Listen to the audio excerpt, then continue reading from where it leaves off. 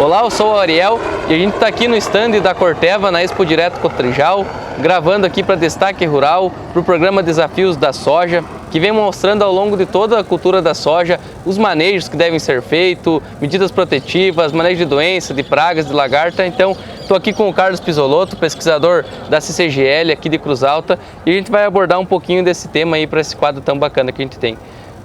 Pessoal, gostaria de agradecer à Corteva, ao Destaque Rural, a oportunidade de poder estar aqui falando com vocês.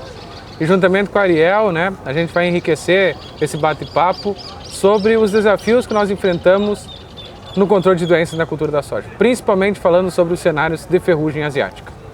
É um ano bastante difícil, né, Carlos? A gente está sofrendo bastante com ferrugem, principalmente. Vem uma epidemia de ferrugem na cultura da soja. E a gente está chegando no final da safra e olhando muitas lavouras que estão bem manejadas, muitas lavouras que foram bem manejadas, que estão chegando limpas, vão ter uma produtividade. Quais os principais pontos que tu pode falar para nós, assim, o que uma lavoura que chega agora sem doença, o que o cara fez, uma lavoura que chegou com um pouco de epidemia, o que poderia ter sido feito melhor, aí, na tua opinião, na nossa percepção aí, Maravilha, Ariel. É uma excelente pergunta, né? Eu acho que é a pergunta que muitos estão se fazendo agora, nesse final de safra. Porque uns tiveram sucesso no manejo da ferrugem asiática e outros produtores nem tanto, vamos colocar assim.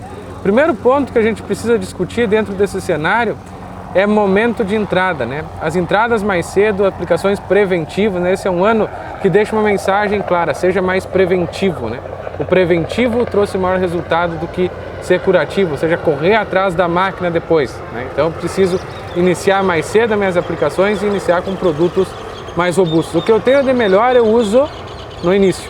O outro ponto importante é a questão de intervalo de aplicação. Os intervalos de aplicação mostraram que quem trabalhou com intervalo seguro, principalmente aí nos cultivos mais do cedo, 14, 15 dias, teve sucesso no controle de ferrugem. Nós temos sempre que lembrar o seguinte, proteger por camadas. A cada 6 a 7 dias a cultura produz um novo trifólio, a cada 2 semanas 2 trifólios, Então por isso que a gente fala nesse intervalo de 14, 15 dias, Proteção por camada. Outro ponto importante é que nós precisamos considerar que nós temos um paciente doente quando uma planta está acometida por uma determinada doença, E essa questão do intervalo aí pode sofrer alteração principalmente quando eu tenho uma maior incidência, uma maior concentração de patógeno, ou de inóculo nesta planta, Então, quando nós olhamos principalmente para a questão dos terços da planta, principalmente se eu já tenho aí terço médio, essa doença subindo já para o terço superior, a gente fala o topete da soja, É um cenário bem mais agravado, E aí a tomada de decisão, principalmente de escolha de produto e principalmente questão de intervalo, redução do intervalo de aplicação é muito importante. Por isso que a gente tem alterações nesses intervalos, mas sempre, vamos dizer assim, para menos, pessoal? Nesse cenário que a gente está vivendo, a encurtar intervalo, Principalmente de acordo com o nível de severidade da doença, a gente vai trabalhar com intervalos menores de 10 a 12 dias. Então, uma prosa aqui, o Carlos abordou vários assuntos já, eu acho que... Mas o pilar de quem chegou com a soja limpa agora chegou preventivo, Carlos? Chegou antes da doença, acho que isso que tu quer dizer quando tu fala em ser preventivo, Encurtou os intervalos de aplicação ou usou os intervalos mais correto possível, Utilização de multissítios, de produto multissítios, eu acho que é um assunto que a gente vai conversar ainda. Então, esses pilares aí que a gente vai trazendo, que são sucessos que a gente espera que se repitam para os próximos anos, Mas vocês viram, a gente não falou ainda muito de produto, a gente só falou de estratégias de manejo, que às vezes são mais importantes que os produtos, Mas além de todas essas estratégias aí, que é chegar preventivo, começar cedo e o intervalo, os produtos, claro, que são muito importantes. E aí nessa linha, Carlos, o que tu vê, a gente praticamente tem 3 grupos hoje, que você pode citar eles para nós, o que tu vê que está de mais eficiente, rotacionar, é importante, como é que tu está vendo essa questão? Agora falando um pouco em produto, para a gente pensar ferrugem e outras doenças também. Não, bem importante essa pergunta do Ariel, pessoal, principalmente quando a gente olha para a questão de grupos químicos, Podemos falar das carboxamidas, É aquele grupo que vai me entregar residual, por isso que está presente nas primeiras aplicações, As aplicações ali, vamos colocar entre V6 e V8, para mim dar residual a esse bacheiro. Importante rotacionar a carboxamida, muito importante. Questão do proteoconazol, tebuconazol, os triazóis, Tanto o tebuconazol quanto o proteoconazol, né, são os triazóis mais eficientes que nós temos hoje no mercado, mas é importante rotacionar. Vamos pensar esse inóculo, veio da onde? Inóculo de ferrugem, principalmente Paraguai, Paraná, né? Então temos aí um inóculo, ou seja, populações do fungo vem de uma sequência grande de proteoconazol. Então é importante estar rotacionando, trazendo outros triazóis para mistura, né? Olhar para a questão da estrobilurina, em muitos cenários o pessoal acaba dizendo, muitas vezes, professor, mas as estrobilurinas não perderam a eficiência, por que manter estrobilurina no sistema, né? Primeiro ponto, a diferença entre as estrobilurinas na questão de controle, né? A gente pode citar um exemplo aqui, né, da própria picoxestrobina em relação às demais estrobilurinas, né? Questão de efeito adjuvante que essa estrobilurina traz, né, principalmente vai trazer uma maior adesão, vamos chamar assim, né, à cutícula, certo? Um outro ponto importante que a gente tem são os efeitos fisiológicos, né? Principalmente aí quando a gente tem estrobilurina na formulação, vai estar reduzindo muitas vezes essa velocidade de absorção do proteoconazol, né? A gente tem observado uma redução de fitotoxidez, né? Então, alguns dos efeitos importantes da estrobilurina aqui dentro do manejo, né? E um outro ponto muito importante é a questão dos protetores, né? Não tirar o protetor do manejo. Dentre os produtos ou grupos aí que a gente tem no mercado, né? Os protetores ainda, exemplo, eu costumo citar o próprio Mancozeb, né? Tem uma grande eficiência de controle e principalmente no gerenciamento do processo de resistência de ferrugem asiática da soja. Então esses foram um dos tópicos aí que o Ariel abordou, né, e que vão falar muito do sucesso que a gente teve no manejo ou não, né, ao associar essas ferramentas. Lembrando, a gente está falando aqui para o Desafios da Soja, né, que vem trazendo informações ao longo de toda a safra para nós.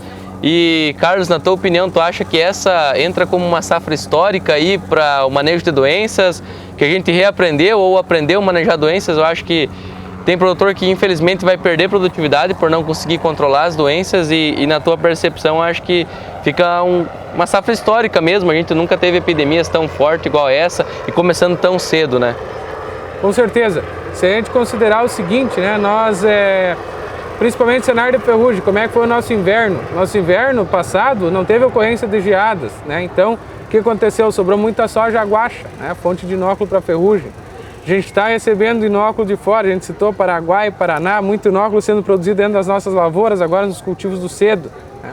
Então, me arriscaria a dizer que esse cenário de ferrugem que a gente vive até o momento, né, é um dos principais, vamos chamar assim, a considerar desde a entrada da ferrugem no Brasil e no início dos anos 2000. Outro ponto, pessoal, mancha foliar, vamos pegar a cercóspora aí, nas últimas safras a gente tem visto, né, uma crescente da doença, né? Outro ponto importante, questão de antracnose, chamou muito a atenção, quantos ramos mortos aí no bacheiro das plantas, né? O produtor muitas vezes aí acabou, né, com receio das últimas duas safras, períodos de estiagem, acabou botando, né, uns grãos a mais por metro, né, sementes a mais por metro, e aí a gente teve um cenário de clima que favoreceu, chuva, né? O cultivo cresceu, as plantas cresceram, fechou entre linha mais cedo e criou um microclima favorável para a antracnose. Então, outra doença importante aí que eu gostaria de destacar. Mas o cenário como um todo, a ferrugem é a principal doença nessa safra e deixa uma mensagem muito clara para os senhores, né?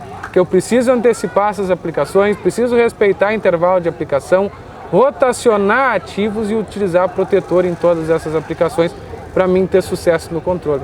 Também gostaria de deixar aqui, né, outra mensagem. Se a gente considerar o contexto da safra, a condição climática, foi muito favorável para o cultivo da soja, para se atingir altas produtividades. Mas muitas lavouras, né, a gente acompanha aí ao redor do estado, hoje via CCGL a gente acessa em média 30 cooperativas no estado, tem muita gente que vai colher menos soja do que nos últimos 2 anos, que foram 2 anos de seca, em virtude da ferrugem. A ferrugem vai deixar muita soja no campo, vai tomar muito da nossa produtividade esse ano. Então fica um alerta principalmente aí, né, para as próximas safras, o próprio cenário de safrinha aí, né, que a gente tem que ter esse cuidado especial com a ferrugem. Ainda é a principal doença da cultura da soja. Esse recado do Carlos aí eu acho que retrata muito bem a safra, né? Muito desafiador, acredito que vai ficar na história, né? A gente teve um clima muito bom para o cultivo da soja, para o cultivo dessa cultura, e tem muito produtor que vai ter uma produtividade boa, vai recuperar alguns anos ruins, mas o que o Carlos falou é impactante, né? Tem produtor que no ano bom para a cultura da soja não vai conseguir colher, não vai conseguir expressar o potencial produtivo por causa que perdeu por doença, né? Então isso é realmente impactante. E os aprendizados também que o Carlos falou, né? Iniciar o intervalo, o uso de multissítio, todas essas ferramentas, tomara que a gente não esqueça isso nos próximos anos, né? Muito bem o Carlos colocou também, esse ano é a ferrugem a principal doença, mas a gente tem antracnose vindo, a gente tem cercóspora, DFCs, a gente tem anomalia, A própria entrada de aporte que está chegando no Rio Grande do Sul, né? O Carlos está fazendo várias análises também, então tem outras doenças também que roubam produtividade, que num complexo podem chegar a níveis de ferrugem em alguns anos, né? Então isso é muito importante a gente ter levado em consideração e usar esses aprendizados nas próximas safras, né, Carlos? Com certeza, o Ariel colocou muito bem sobre doenças emergentes, né? Esse ano foi um ano mais chuvoso, a própria questão de mofo branco, né, esclerotínia, patógeno bem importante também, né? Mas a questão de aporte, né, que a gente discutiu aqui agora, né? Que seria o seguinte, né? Nós não temos uma situação similar à do Mato Grosso até então, né? Mas a gente observou nas principais cultivares, aquelas que têm uma maior área de abrangência no estado, né? Alguns casos, né, importantes da doença, tanto quebramento de haste como anomalia de vagens. Então fica um alerta também para a gente ter um cuidado especial a essa doença, principalmente se na próxima safra a gente tiver aí condições climáticas satisfatórias para a ocorrência do patógeno, que está atrelado principalmente ao quê, né? A um período de disponibilidade hídrica maior, né, que foi aí, vamos dizer assim, diferente das últimas 2 safras, né? Que esse patógeno ele vai estar na semente, vai estar no resto cultural, e encontrando condição climática satisfatória, ele vai se manifestar. E não fica aqui só, né, uma mensagem em relação a fungicidas, né? A gente vai ter que buscar ajuda da genética, a questão de identificar materiais mais tolerantes, a questão do próprio tratamento de semente, porque o diaporte é um fungo que vai estar nessas sementes de soja, né? E principalmente o manejo do resto cultural, né? Que aí a gente está falando de um patógeno que também vai sobreviver nesse resto cultural. Então, muito importante a gente ir associando essas ferramentas, né? E aí sim chegar na questão do fungicida, né? Que é onde a gente vai fazer essas aplicações aí de carboxamida preventivas, aí principalmente com, vamos colocar 30 dias aí após a emergência da cultura, para auxiliar, né, no controle dessa doença, né? Para encerrar nossa conversa, Carlos, eu queria agradecer mais uma vez a Destaque Rural, aí o Desafios da Soja e qual a percepção, assim, tu falou muito nas mensagens que a gente tem que levar dessa safra para as outras e qual o recado que tu passa aí para os produtores para a gente não perder mais por epidemia de ferrugem, não perder mais por doença e ter uma lavoura sadia, que é isso que eu acho que você como pesquisador quer, a gente como Corteva quer ajudar os produtores com produtos, então é isso que a gente quer entregar. Qual a percepção aí? Pessoal, esse ponto que o Ariel tocou agora é muito importante pelo seguinte, né? Aqui no Rio Grande do Sul a gente vem das 2 últimas safras com anos de estiagem, então nós não produzimos grão, nós não temos moeda, né? Vamos colocar assim. Nessa safra, nós tivemos a grande oportunidade, estamos tendo a grande oportunidade de produzir em quantidade. Se nós considerarmos o preço da soja, né, não tem agradado, vamos colocar assim, mas é um ano que a gente tem condição climática para produzir em quantidade. Então pensem em produzir em quantidade e ter grão na mão, para depois poder negociar. Não adianta a gente ter uma safra, por exemplo, aí, onde o preço da soja seja agradável, preços mais elevados, mas eu não tenho grão para comercializar. Então caprichem, comecem cedo, usem as melhores ferramentas que vocês têm no início, respeitem o intervalo de aplicação. Ariel colocou ali também doses crescentes do protetor, mancozeb, clorotalonil. É um produto de contato, né? Então, que maneira que eu dou residual? Encurtando o intervalo, aumentando dose. Outro ponto importante, rotacionar grupos químicos, carboxamida, triazol, estribilurina, né? Associar esses grupos químicos, eu consigo agir em mais de uma fase desta patogênese, né? E principalmente rotacionar ingredientes ativos dentro do mesmo grupo químico. Aí vale para carboxamida, para as estribilurinas, para os próprios triazóis, né? Dar uma quebrada naquela sequência de próteo, né? Não fazer mais de 2 aplicações de proteoconazol, né? Então, essa é uma das mensagens que eu gostaria de deixar para vocês, para a gente ter maior sucesso, né, no manejo de doenças na cultura da soja. Mais uma vez agradecer ao Destaque Rural, agradecer aqui o Ariel, em nome da Corteva, pela oportunidade de estar trazendo essa mensagem aos senhores. Então fica o recado a todos aí, amigos produtores e clientes, né? Utilizem as ferramentas, vamos aprender com essa safra, intervalo, dose, produto, tudo isso é muito importante e eu acho que nós da Corteva também temos soluções interessantes para usar na lavoura, ingredientes ativos, produtos que performam-se muito bem e a gente com certeza quer ajudar a ninguém perder por doença e a gente ter safras boas todos os anos. É isso aí, um abraço e obrigado a todos. Um abraço pessoal, muito obrigado.